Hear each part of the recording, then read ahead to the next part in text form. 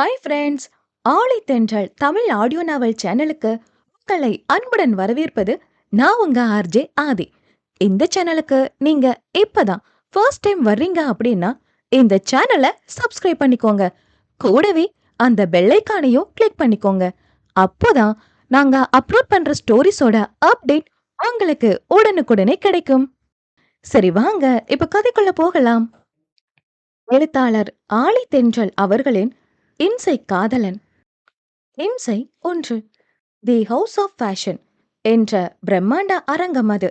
அந்த பிரம்மாண்டமான அரங்கத்தின் ஒவ்வொரு சுவரிலும் ஒளி விளக்குகள் மின்னும் வகையில் அலங்காரம் செய்யப்பட்டு அதனிடையே கண்களை கவரும் வகையில் மரபு கலாச்சார ஓவியங்கள் வைக்கப்பட்டிருந்தன. இதன் மையத்தில் ரேம்ப், இருபுறமும் ஒளிக்கதிர்கள், நடனமாடும் எலக்ட்ரானிக் ஸ்ட்ரிப்கள், மேலிருந்து தொங்கும் சாண்டிலியர் விளக்குகளும் பின்னணியில் மெதுவாக ஒலிக்கும் இசையும் அந்த இடத்தை வேறு ஒரு வித்தியாசமான கற்பனை உலகமாக மாற்றியிருந்தது.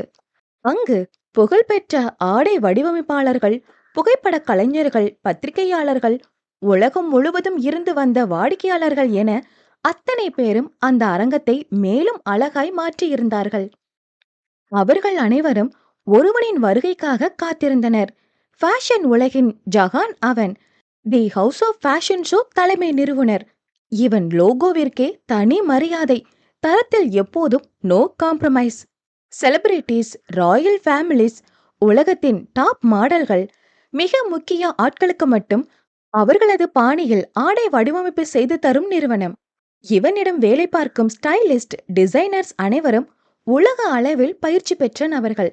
அனைவரையும் காக்க வைத்தவன் ஒரு உயர் ரக சொகுசு கார் ஒன்றில் அந்த அரங்கத்தை அடைந்த நிமிடமே ஒளியும் இசையும் மாற்றம் கண்டது.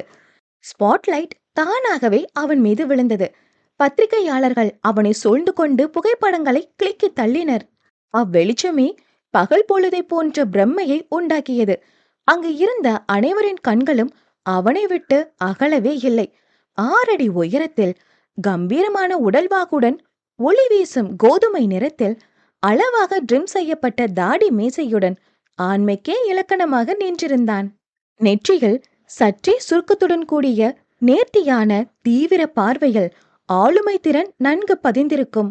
எக்ஸ்பென்சிவ் வாட்ச், அவனுக்கென்றே வடிவமைக்கப்பட்ட மிக நேர்த்தியான ஷூட், தன்னம்பிக்கையோடும் கட்டளையோடும் நடக்கும் ஒவ்வொரு அடி நடையும் அவனை பற்றி கூறிவிடும். அவனுடைய பார்வையே பல பேருக்கு பயத்தை உண்டாக்கும். ஃபேஷன் உலகத்தில் தாங்களே முக்கியமானவர்கள் என்று நினைப்பவர்கள் கூட அவன் வரும்போது தன்னை மறந்து அவனை பார்ப்பார்கள். இளம் பெண்களின் கிரஷ். அவனை பார்க்கலாம், ரசிக்கலாம்.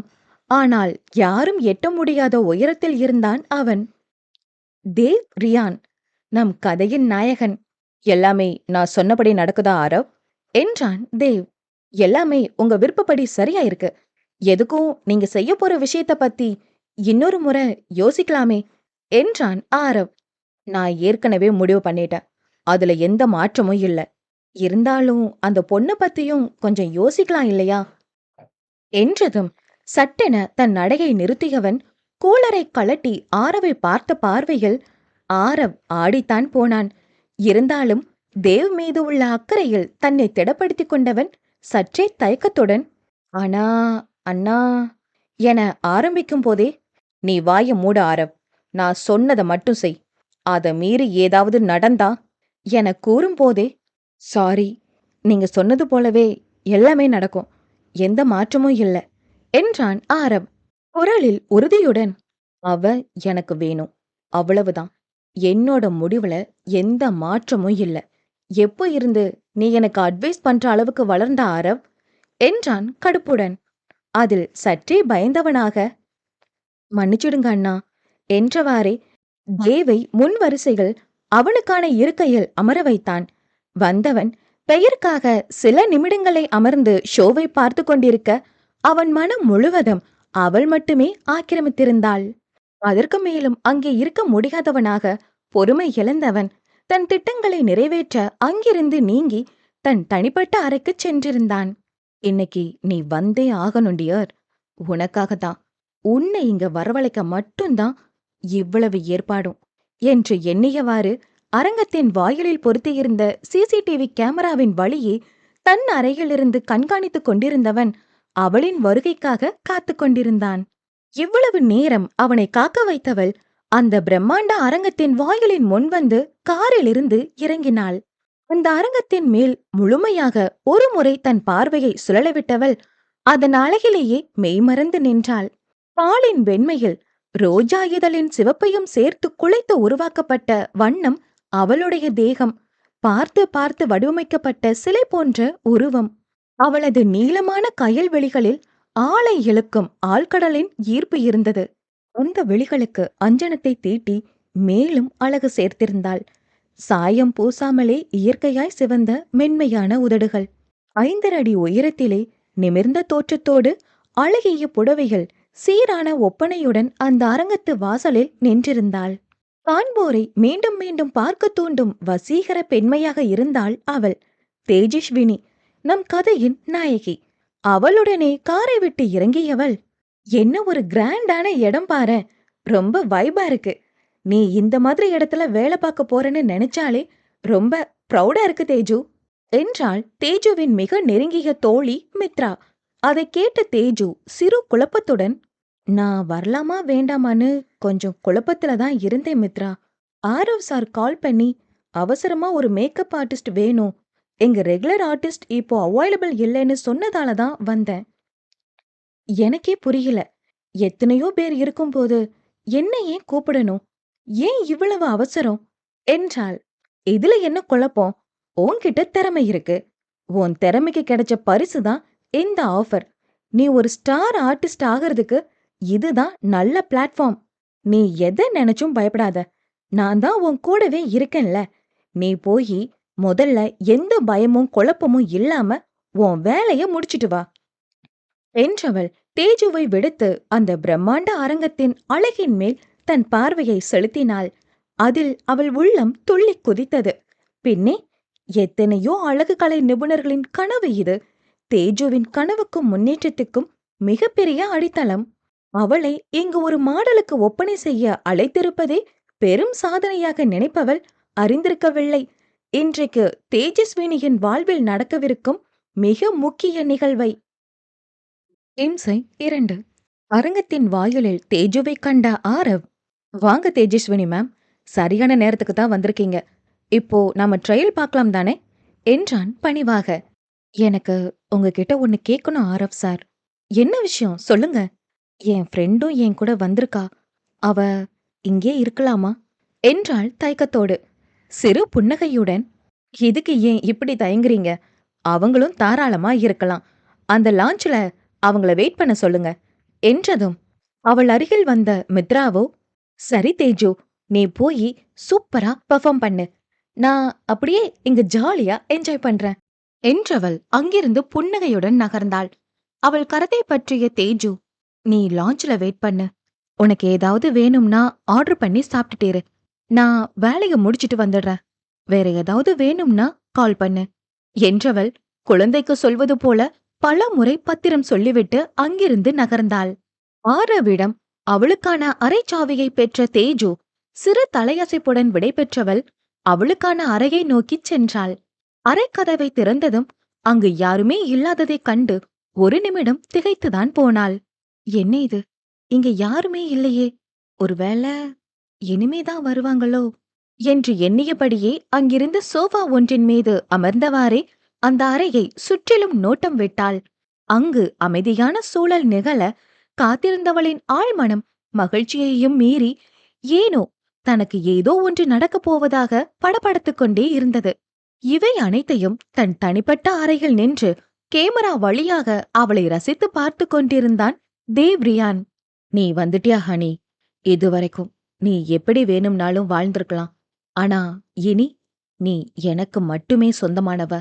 உன்னை இங்க வர வைக்க மட்டும்தான் இத்தனை ஏற்பாடும். நீ என் கண்ணுல பற்றிக்கவே கூடாது அஸ்வினி. எனக்கு பிடிச்ச எதுவா இருந்தாலும் அது எனக்கு வேணும், அதுக்காக எந்த எல்லைக்கும் போவேன் என எண்ணியவாறு இதழோரம் அரும்பிய புன்னகையோடு காத்திருந்தான் அவன். அவனது உள்ளம் இப்போதே அவளிடம் செல்ல சொல்லி ஆர்ப்பரித்துக் கொண்டே இருந்தது. இன்னும் கொஞ்ச நேரம்தான், எல்லாம் பிளான் படி பக்காவா போயிட்டு இருக்கு. பொறுத்திரு மனமே என்று தன் மார்பினை வருடியபடியே காத்திருந்தான். அவளது அறைக்கதவை தட்டியபடி அறையின் வெளியே நின்றிருந்தான் ஆரவ். கதவு திறக்கப்பட்டதும் அவளை நோக்கி, மேம், எங்க பாஸ் ஒரு மாடலுக்கு மேக்கப் போடும் முன்னாடி உங்களுக்கு போட்டு காட்ட சொன்னாரு என்றான். அதில் சற்றே அதிர்ந்தவள், வாட்? நான் எதுக்கு போட்டுக்கணும்? எங்க ரெகுலர் ஆர்டிஸ்ட் வரல, அதனால உங்கள வர சொல்லியிருக்கோம். மிகப்பெரிய ஷோ மேம் இது. எதுவும் தப்பாகிடக் கூடாதுல்ல, அதனாலதான். முதல்ல நீங்க ரெடியாகுங்க. உங்களோட மேக்கப் எங்களுக்கு பிடிச்சிருந்தா எங்க மாடலுக்கு நீங்க ஸ்டார்ட் பண்ணலாம் என்றான். இது என்ன புதுசா இருக்கு? ஏன் இப்படி சொல்றாங்க? ஒருவேளை புது ஆர்டிஸ்ட இப்படித்தான் செலக்ட் பண்ணுவாங்களோ என ஒரு நிமிடம் சிந்தித்தவள், சரி, 1 மணி நேரம் டைம் கொடுங்க என்றாள்.